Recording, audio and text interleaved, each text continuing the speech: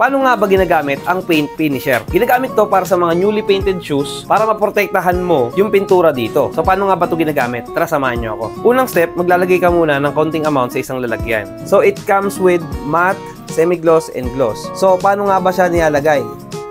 Kumuha ka ng kaunti, lagyan mo siya sa ibabaw. Ayan, tulad yan. Meron na kasi ito kaya hindi na natin kailangan gawin pa. Pero yan yung result niya sa ibabaw, semi-gloss siya. Pag nilagay mo siya sa ibabaw na ganyan, kunwari, patutuyuin mo lang siya ng few minutes at pag natuyo na, papatungan mo siya ng pangalawang layer ulit.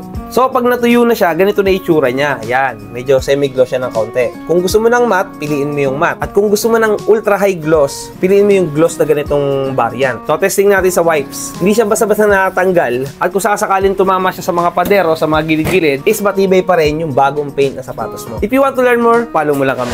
Kakao! Lagyan mo siya sa ibabaw. Ayan, tulad yan. Meron na kasi ito kaya hindi na natin kailangan gawin pa.